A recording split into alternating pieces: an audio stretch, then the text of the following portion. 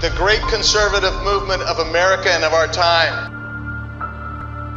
A brush fire of freedom that's being lit all over this country. We, as an irate, tireless American populace, will overcome the few radical leftists that control the levers of power today. Joe Biden's failed economic policies has given us inflation like you can't believe, and the border is in disarray. It's amazing how few of the people commenting on this have actually bothered to go see what's happening. Well, Congressman Andy Biggs of Arizona actually went to the border. Biggs, where's Andy? Boy, oh boy, Andy. There's a guy. He's tough.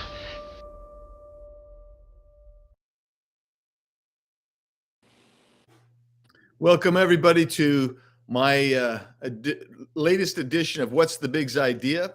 I'm Andy Biggs, Congressman from Arizona's 5th Congressional District. We're happy to have you. We do this on a semi-regular basis, and we're going to be having, today's the first, and we're going to probably be doing a daily podcast or every other day about the border, because the border is such an incredible issue, what's going on in the country today. I think it has a chance to actually impact this country generationally, in ways that we've never seen. I mean, my good friend who's joining me today is Art Del Cueto. Art and I, he is fantastic. And he's a National Border Patrol Council spokesperson. He's been on Border Patrol, for 20 years now, Art? Yeah. Something like that? Been a while. Yeah, he's been on for 20 years. He's an Arizona native. Serves as president of his local 2544 in the Tucson, Arizona sector. He's served there. He's helped me. I've brought down many congressmen to the border. He's been with me all up and down the border. There are very few people that know more about what's going on than Art Del Cueto. And Art, what's happening? What's going on down there? Well, first of all, let me correct you on one little thing that a lot of people don't know about it. So I'm no longer the president of the local right now. I'm actually I'm the executive VP. But I serve the local obviously, and I serve the national. I'm a national vice president. I'm a local executive vice president. But and you're right. I've been here for a long time. I've grown up here on the border. I've seen a lot on the border. Just growing up in a small town. On the border, I was seeing, Border Patrol agents and everything that they did day in, day out. And, just because I've been on the border my entire life, I can tell you I've never seen it as chaotic as it is right now. It is horrific what's happening to our nation's borders. Sometimes I see it and I sit down and I reflect. And I know I've talked to you. Sometimes you're a congressman, and it's funny because I call you in vent sometimes, and you always take the call. But sometimes I should scream, I should be sad, depressed, angry, or even cry. And you get people that'll listen to this, and they'll see you and they'll hear me talk. And sometimes they say, oh, well, it's fear mongering and tinfoil hats or whatever the heck they want to call it this week. But the reality is the drug cartels run the southern border. They know exactly what they're doing with these, large groups that they're sending into the United States.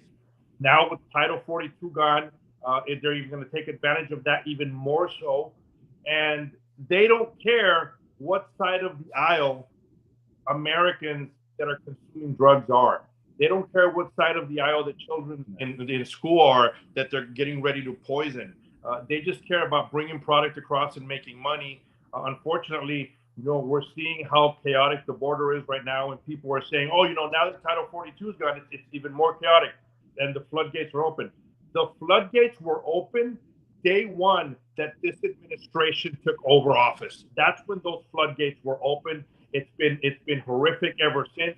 The first day that this administration took office, that first night, we had groups of 300 plus immediately coming in to the United States, and they would say, and blatantly say it to Border Patrol agents, look, I'm doing this because I can, because your president said I could, and there's nothing you can do about it. This administration has created this lawlessness magnet. They're releasing individuals every single day. Everything's overcrowded. Agents are overworked, and they're going through the processing faster and faster. So that's how chaotic it is. It's disgusting what is happening to our country. I am an immigrant myself, and I have family and relatives that are immigrants. I am pro-immigration, but I'm pro-law enforcement, and I'm pro-legal immigration, and people seem to forget that. Yeah. So in our debate yesterday, Art, we had this weird thing because we were doing HR2. Right. And I'm going to come back to that in a sec. But so we're doing HR2, and the Democrats kept saying that Republicans are anti-immigration. And I'm like, wait a second. We are pro-immigration. We are against an invasion of illegal aliens on our border. That's what we're against. And I'm glad you brought up the point. From day one, this administration said we're going to open the border. They campaigned on it. I don't know if you remember seeing the debate. They all raised their hand. Yeah, we want to give everybody all this stuff. So yeah, you're absolutely right. What the men and women of CBP do is awesome. It's awesome, and I appreciate what you guys do. Congressman, it's amazing, and this is what I've been saying, a couple of times now. Look, this administration and leadership within this agency, not just the administration, but leadership within this agency, has given every single agent out there a reason not to care. But you know what? It ain't working, because they're getting up every day, they're going out there, they're working their shift, and they're doing the right thing. They're doing what needs to be done each and every day, regardless of how bad this administration has portrayed them, regardless of how bad some of the leadership has portrayed them as criminals themselves, opened up frivolous investigations against these individuals when they absolutely know that the agents had not done anything wrong. I mean, it's disgusting what's happened to these agents, but you know what? They still go out there and do what needs to be done, because it's the right thing to do. So God bless every single one of them. Yeah, they are. I mean, amen to that. And look, I just want to raise up. I mean, you were, this is one of the few times, Art, that you've been more diplomatic than me, because you just talked about the leadership generically, and the reality is, I'm going to call out Mayorkas. First of all, when you say the border is controlled by the cartels, the CBP chief Ortiz knows that. He testified under oath that that's the case. Maudlin testified under oath, and even Chavez. And Chavez is sector chief of RGV, and Maudlin sector chief of Pearson. They both testified under oath the cartels control the border. But I want to talk about Mayorkas for a second, and I want your response to these. He said yesterday in an interview, he said the border is not open. Okay. He said the border is not open. He also said that the CBP agents and the Horse Patrol in Del Rio did not whip the Haitians, which you and I have known from day one. He knew from day one, and still he opened up that investigation. He knew from day one and still badmouthed them. He knew from day one and still said that they were going to pay for their actions. He knew that nothing had been done, and he still went forward because he wanted to continue with his political pandering and political agenda. Yeah, it's disgusting to me. And okay, so let's just talk for this, because I want to get your reaction. Yesterday, the House passed HR2. That's probably the best border security bill I've seen since I've been in Congress, and probably for the last 20 years. But it probably is going to go nowhere in the Senate. We both know that. Right. If you're going to do something, I think you have to hold Mayorkas accountable. What's your thoughts? I mean, at the end of the day, you have people that care more about their political agendas than that they care about this nation's borders. And, as I said at the beginning of the show, the drug cartels don't care what side of the aisle you're on. They want to just make money and bring their poison across and, get people across. And that's the reality. And you have to hold, the individuals accountable, especially individuals that are going to go on TV and continue to say, hey, the border is going to be secure because I'm going to tell them don't come. Well, realistically, you better tell them not to come in a whole bunch of different languages, because the agency has shown that they're arresting people from 168 different countries that are coming into the United States. The message of don't come, that doesn't work. It just doesn't. You have to show it through actions, and the actions are not there when you have individuals coming into the country and all you're doing is telling the agents process faster, and you're releasing everyone. These people come across and they can hear the message, that Secretary Mayorkas is saying don't come, but then they'll say, well, we came and we're getting released anyway, and they're calling back to their Right. country, they're talking to everyone and saying, look, it's just bark and no bite. Realistically, that's what it is. Yeah, right. So let's consider one other thing here. So Mayorkas put out a little plan, and he said, "Hey, guess what? This is our plan to deal with the when Title 42 goes away." And he had things in there like expedited removal. What does expedited removal mean when everybody comes across the border and says, "I would like asylum"? That's it. That's the problem. And that's the problem. And I'm glad you touched on that, because yes, the words were, hey, we're going to give them the chance to volunteer to go back. And if they decide to stay, we're going to let them know that their case is going to be looked at more thoroughly, and all that stuff is what they were talking about. Well, all the individual has to do is ask for an appeal. I wish some reporter would have asked Secretary Mayorkas, if these individuals ask for an appeal, where will they be waiting during that appeal process? In their country of origin, in the last country they came through, or in the United States? And that would have been a fantastic question, but I got the answer. They will be waiting, if they ask for an appeal, in the United States, and you will not hear from them again, because their intentions are not to go to the immigration court. That's not their intentions. Their intentions are just to come across and stay here, knowing full well that it's going to be hard to keep track of them, and they're never going to get sent back. It's horrific right now. Yeah, so we've had some people that have been writing in as you and I are talking, and one of the comments is enforce Title 8. Yeah. And ask for Title 8 get released. Yeah, that's what's going to happen, right? What you need to do, and I said it, individuals need to be detained as they're coming across. Do not release them. Detain them. Do not release people. Detain them. Go through the process. Look and see if they have an actual asylum claim. And and once you realize that they don't, then you send them back. If they do, by all means, come through the right process. But just releasing them on their own, or waiting for an appeal and just release it, catch and release. That's not going to work. That is not working. That has never worked. And that's the problem. And the minute you start detaining these people, because the word is, well, how are you going to detain them all? The minute they realize and the message goes across, hey, if you come across and ask for asylum, you're not going to get released. You're going to get detained, and you have to prove your case. That alone will deter them from coming, and it'll stop the flow, because the majority of these individuals don't have a real asylum claim, and they do not have any intention to show up to court anyway. Yeah, and when you say the majority of the people that actually go through the process through completion, only about 7 to 8% actually have a legitimate asylum claim.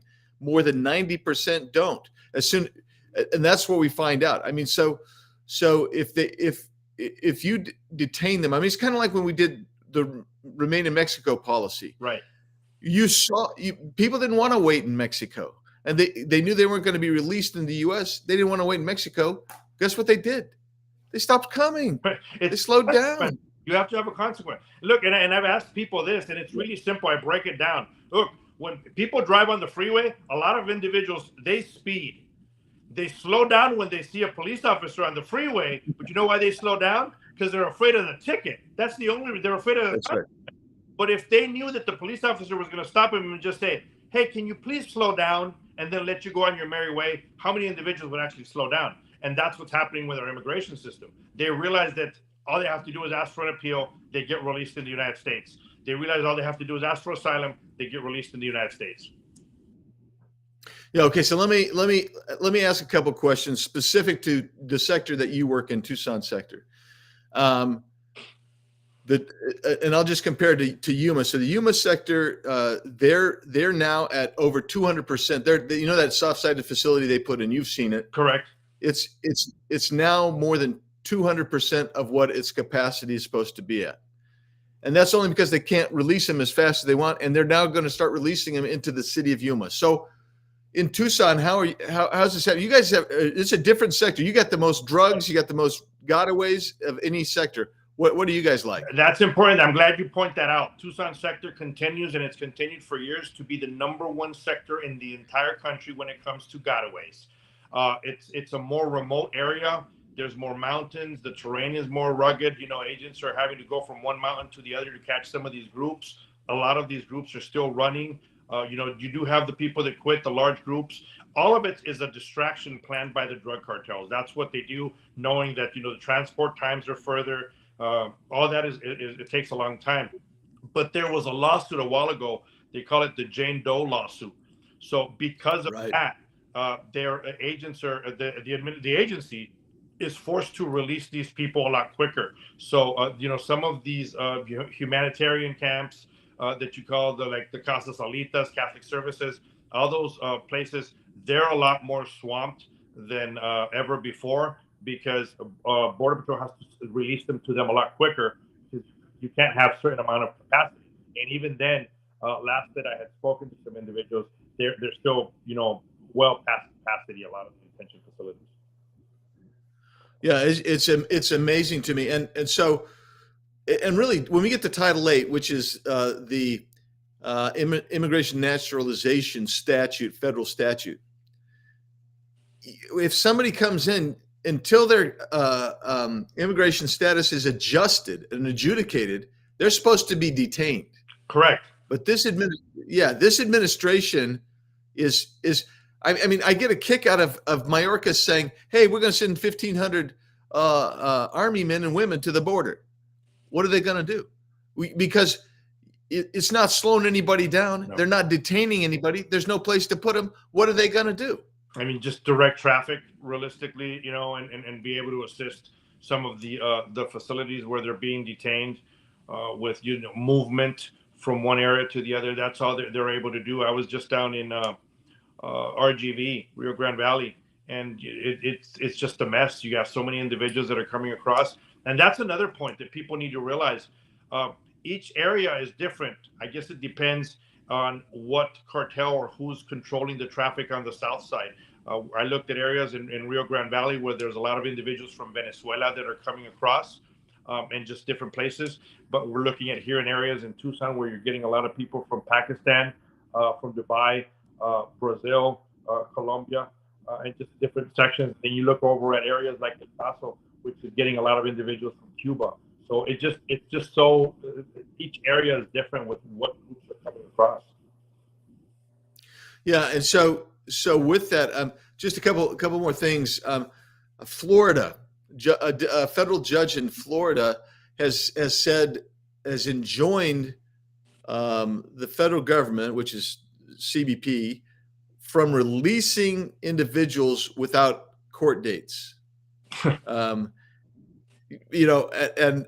And court dates, I mean, what are they, 6, 7, 8 years out now?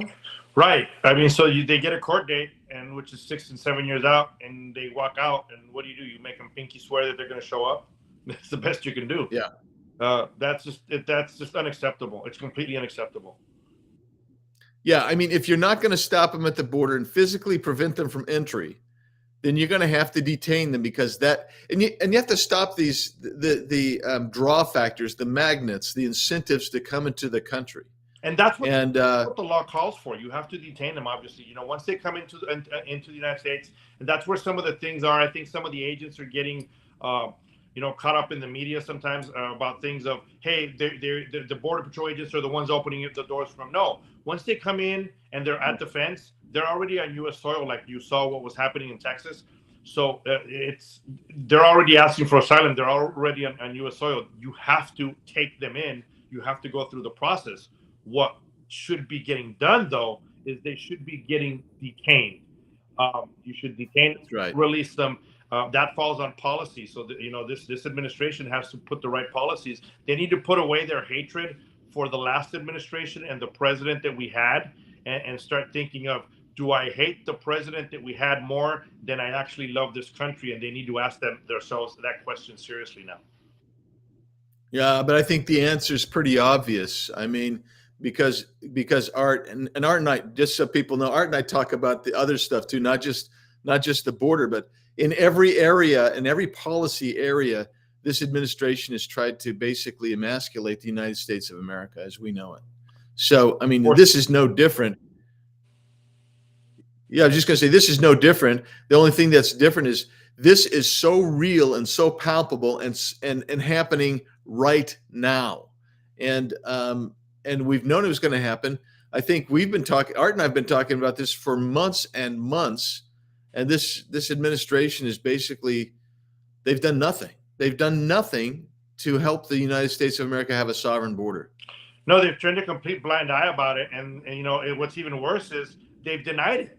For the longest time, they said nothing's happening. And then they said this new plan is going to work. Well, if this new plan, why did you give, hundreds of millions of dollars to the NGOs if you know that these people are not getting released all over the United States? And that's just ridiculous. They give so much money to the NGOs so they can facilitate the travel and, the transportation of these individuals that are coming across. And at the same time, you have agents out there that are trying to scramble for a computer because there's so many people in the processing center that there's not even enough computers to process them fast enough. Let's talk about one other parole factor before we have to wrap up. And it is what Mayorkas is doing. So last year he gave out parole to over 300,000 illegal aliens. This year it's projected to be between 750,000 and 1 million. Right. Art, before the Biden administration, Mayorkas, they were averaging, and I'm not kidding you, 15 per year. And I don't mean 15,000 or 150,000. I mean 15. 15. Because parole's meant to be a case-by-case, individualized benefit. But when you come and you get parole now, they're basically saying this is a document you can work for 2 years, and then we'll never see him again, right? Yeah, it's honestly modern day amnesty is what it is, through loopholes, because you're not going to see these individuals. They're coming across. They're eligible for housing. They're eligible for financial help and everything else. It's very frustrating. And I honestly, the American public needs to see this. And I know you get a lot of individuals that listen to the show and talk about it. I'm going to encourage each and every single person here. They need to share this with their friends that are in the middle, or even their friends that are on the left, because we can't just continue to be screaming in our own echo chamber. Everyone needs to know it, and because I can tell you right now, I've said it many times, and I'll keep preaching it till I'm blue in the face. The drug cartels don't care what side of the aisle people are. They just want to harm this country, and we need to make sure that everyone's aware of that. Yeah. Well, Art, I'll let you go. I know Art just flew and just landed in Tucson just within the last hour. So appreciate you hustling out to meet with us. And I just got back from DC. But here's the bottom line. I think people they know how sincere you and I are. They know that we've been fighting about this. But Congress can't just pass an H.R. 2 bill about border security and then do this and say we're done. Congress has got to get in and use every leverage point, whether it's a debt ceiling, a budget, a farm bill, an NDAA bill, it's threat of impeachment, to force this government to allow you guys to enforce the law. I mean, Art, every time I go down there since Biden administration has come to power, and they set a record the first month. Remember February of 2021, they set a record, and then they've just been setting all these records every month of illegal encounters. Congress can't just keep talking about it. We've got to get something done. What's your thoughts? I agree. Something needs to get done, and because the future of our country is seriously at stake. The future of our children, our grandchildren. I'm afraid they're going to grow up in a country that's not even close to what we were able to grow up in, and it's scary. Something needs to get done. You guys you were trying to push that, and I say were because we know it's not going to go nowhere. But you know what? Let's fine tune it now. Let's get some other stuff in there done and see if we can fix it up a little bit more. Right. Yeah. Okay, so if anybody wants to follow you and get more information about Art Del Cueto, what's going on the border, how do they follow you, Art? So I'm on Instagram, which is the official Art Del Cueto Instagram page. Also, they can follow me through Spotify and iHeartRadio. It's a weekly show that I put out called The Green Line, and that's through Spotify and iHeartRadio, and I'd really appreciate it. Yeah, that would be great, folks, if you can follow Art. And then if you want to continue following me, you can get this biggs.house.gov. We're at Twitter, Instagram, Facebook, Truth Social. And also, if you want the audio version, you can go to Spotify or Apple Podcasts for What's the Big's Idea.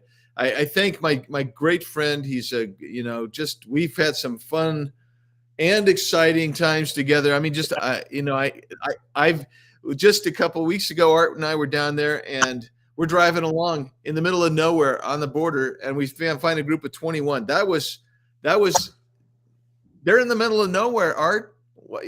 Yeah, and this is what happened. You saw it firsthand, and you saw how difficult it is to even get communications when we're out there and get out. I mean, can you imagine a group of 300 plus now? It's chaotic. Yeah. Yeah, and dangerous for everybody, right? Dangerous for everybody and for the future of this country. Definitely. God bless you, Art. God bless your family, and give them my best. And then also, God bless the agents down there who are working so hard.